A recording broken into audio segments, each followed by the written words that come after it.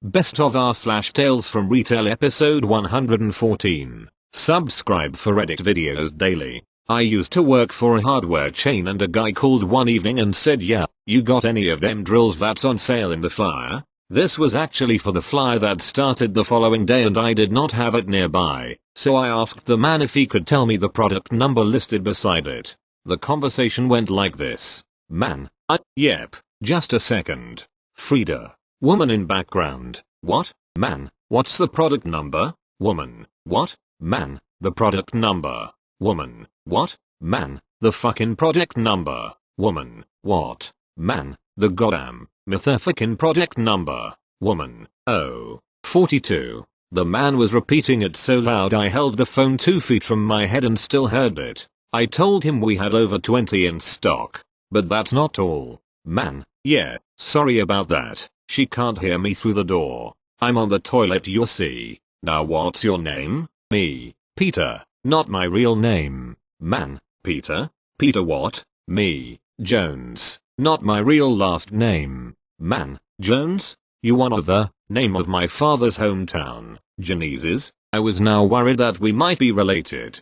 Man: yeah, I got a buddy there who's a Jones from town name. What's his name there? What was it? Bigger fella, long beard. Me: uncle's name? Man: yeah, that's him. That's him. If you knew my uncle, you would not be surprised to hear that they would be buddies. And thus concluded one of the most colorful phone calls I ever received. Thank you. Next. Okay, this is my first time posting on this subreddit. I thought this belonged here as soon as this happened to me. So I work at my local grocery store. The cast will be Karen for obvious reasons. Awesome manager AM, and I as me. This Karen came through my line with like 10 or so things that can go in one paper bag and some potatoes and 6-pack of soda. I put all of the loose items in the paper bag with the heavier things on the bottom for obvious reasons and the softer things on the top with the potatoes and soda not in the bag but in the cart. When I was done bagging everything, it was no heavier than putting 2 1-liter soda bottles in the same bag, so not that heavy to begin with, and say have a good day when she left.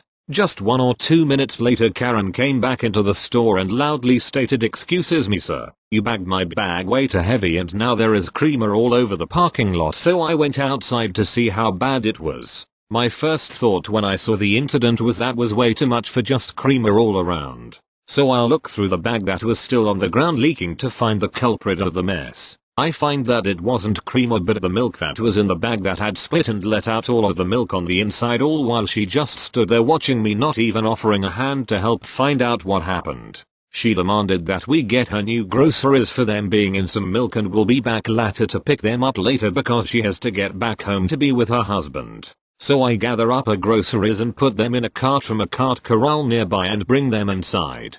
When I got inside I talked with AM about what to do and she just said get a new milk and raspberries because milk got on them, but we just washed off the milk on the other items because they're sealed and can be reused and left the milk out of the bag. So then if it were to happen again it was on Karen, and that is what we did, and put her groceries back in the cart and pushed into the beer cooler to keep the items cold for when she came back. And when doing this AM said to me that lady seemed like a real Karen, which made me laugh just a bit. Now Karen did come back 2 or 3 hours later to get her groceries and that was that. A few days later she came back through the store again but I wasn't there, luckily, so I was told this by a fellow coworker. Karen got some items and asked for a paper bag, and when he got done bagging the things into the bag she stated, "Nice job, last time I came through the kid bagged it too heavy and broke it." Even though what only broke was one of the handles on the bag, which isn't that uncommon with these bags, not the things falling through the bottom, which was what I thought at first. And the thing that puzzles me the most was the fact that the soda and the potatoes were already in her car while the bag was on the ground with no cart nearby.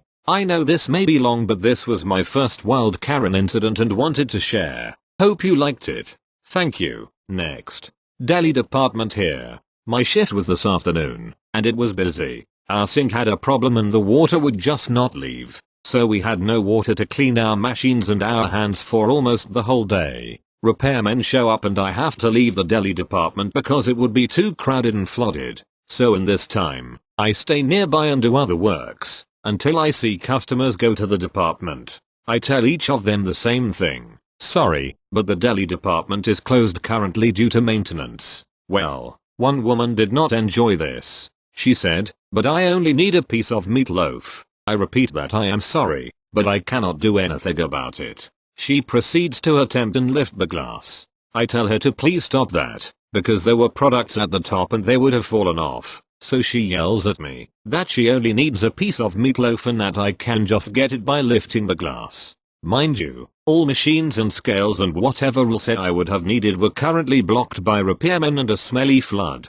and instead of engaging further in this conversation, I just left. She yelled at the janitor, who barely speaks our language, so that was a saddening experience. Customer must have hoped that yelling at another worker was a solution, but it just worsened the day for all three of us. Thank you. Next. I work at a small local store that sells food and is thus still operating. We're next to a store in a similar situation. Yesterday, a man called to ask if the store next door was still open. I popped out and confirmed it was. He thanked me, and that was that. A long while later, a woman stormed in and began ranting at the top of her lungs about the Neighbour Store. They were closed. Could we believe it? After she drove so far. What jerks. The website said they'd still be open, but updating it must be too hard for them. They must have decided they'd had enough business and closed early. The ingrates, etc. On and on. Apparently my tight, non-committal responses weren't registering. Eventually she asked if there was a way to get into that store from the back alley.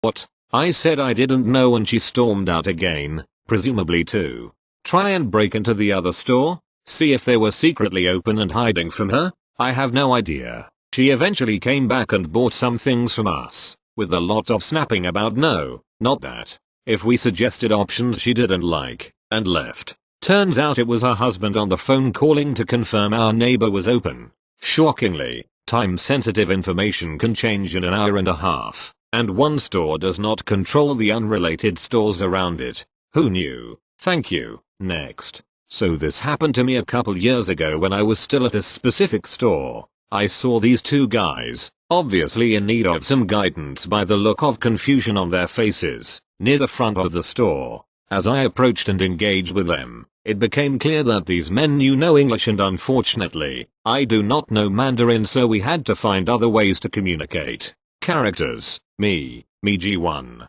Guy 1. Me. Hi. Welcome to my store. Is there anything I can help you find today? G1 shows me a picture on his phone of a pregnant woman in what appears to be a lay tarp, like at the dentist's. Me. Oh. Okay, let me show you our maternity section. After I led him over to maternity and he didn't see what he was looking for, he decided to try a new form of communication. Google Translate. I watched him type something away onto his phone before Siri called out, I am looking for a radiation suit. I don't know about you, but that tends to make the eyes widen a bit when I'm from. I laughed and shook my head, and after his phone screamed radiation suit at me a few more times, I thought maybe he means solar radiation and took him to look at hats and kimonos. But after looking at the picture again, I see it has a phone with microwaves going toward the pregnant lady's belly and realize he needs something for technology radiation. I tell him we don't sell them and he continues his quest elsewhere. Personally, I'm amazed at his ability to get through an entire town in the US without any English or Spanish, or anyone helping him who knows English or Spanish. I hope you found what you wanted. You certainly earned it. Thank you. Next. Alternate titles. Cat scratch fever. Because of sudden and surprising demand on this post, link. I martell this one. It's a long one, but bear with me. This still happened at the store I work, but it was ages ago. At that time I was lower in the totem pole and had this manager who was quite a character. Seriously, I have so many stories of this person. I will share eventually, like that one time he was almost shot by his own gun by another employee, during a midnight citizen arrest on a cat burglar, which was a story of its own, or him almost getting his DXXK bitten off by a rat. But I'm digressing. First, you need to get the setup of the store. He had this huge storage room, almost the size of the store itself, connected by a bay door on the store level, and both buildings were connected by an basement. The store wasn't always latched or closed since employees would come and go all the time to replenish the stock. This is crucial. We also had a mice problem at the time. though calling them mice is like calling the Marina Trench a puddle. These were the unholy spawn of darkness, spite and hunger. They were huge. I'm seen one that was the same size of a small dog. They could eat through cinder blocks. They could run on electrical cables and just stop and stare at you like a diabolical and deranged red-eye Batman Lovecraftian nightmare, and I swear on my gaming console that I once saw one beating up a cat. Along with the mice problem came the cat one. The house that was on the side of the building was vacant for years. And quite dilapidated too. The house explained the rats. The cats were neighborhood cats that found paradise and decided to settle and multiply. You get the picture, right? Right. So, it was around holidays. I don't quite remember which one it was, though I could place my bet on Christmas time. The store was packed. Queues that went to the back of the store and then wrapped around itself. At that time, I was in charge of the flow of customers and collecting the shopping baskets and carts. I'm focused on that when I hear a loud bang and everybody freezes. Total silence and confusion. Then suddenly, cats on the shelves, cats under carts and people feet, cats and kittens of all shapes and colors, an entire herd of them all over. It was chaos. It was madness. It was Sparta. You could just imagine some frantic classical song was playing on the background at that time to go along with the pandemonium. I prefer Four Seasons summer. And after them runs in my frantic manager with a broomstick in hand. Some of the cats hide beneath the shelves. Others ran through the open door outside. But some saw this clear huge pane of glass that was clean till it sparkled over one cashier's and decided that was a good exit window. A run, then a leap, then bang. And it's raining cats. Hallelujah, it's raining cats. Amen. All over this well-dressed, bright blue two-piece suit with a leather briefcase. Cat's meat arms, face and briefcase he raised to protect himself. Fight. Fight. Fight. All you could hear was the caterwauling from both. Fur flying everywhere and claws sparkling at the lights. It was a carnage. Finally, he bravely fought them off, without help. Like hell we were getting anywhere near that, and they scattered to places unknown. The manager ran up to the man, offering to take him to the hospital for the scratches and bites. Here where things get weird. He doesn't want to go. All he wants is $300 for the damages on the briefcase. Keep insisting is real leather and very expensive. While he bleed all over his very bright royal blue suit. With a bright red tie, the other manager walked in and ordered everything to resume. Like what happened didn't just happen. Suit was taken to the hospital for shots. None of the cats was vaccinated. And 4 co-workers and me ended up on cat herding duty. Life resumed. I did end up adopting one the beasts. This huge, and I mean huge, ginger monstrosity I ironically named Zemana. Why the manager was chasing the cats, nobody knows. He won't say. I would ask, but I'm happy not knowing. Thank you. Next. This isn't a competition of who has had worse experiences etc. This is just my personal experience. I work in a convenience store, situated on the border of a rough part of my hometown. I was working an afternoon shift. We were pretty quiet. My colleague noticed some suspicious customers hanging around the BWS, beers, wines and spirits aisle. This isn't uncommon, as alcohol, particularly wine, is commonly stolen from our store. Immediately, the woman was a red flag. She had a face which indicated drug usage.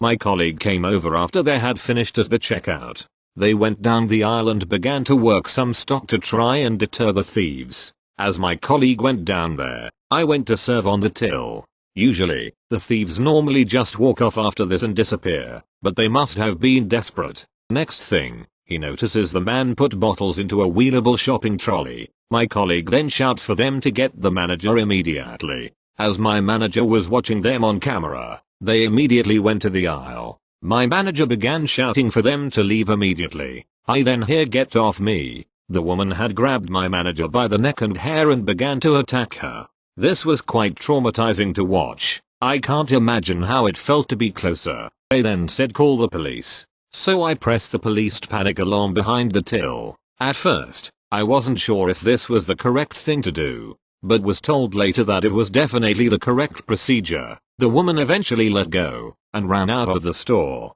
Because of how traumatic this event was, we had to close the store for 5 minutes. But the police arrived very quickly luckily. However, Not in time to catch the thieves, hopefully will be caught. Shoplifters will stop at nothing if they are desperate for drugs. In our store, it is very easy to spot them, as our primary customers are students.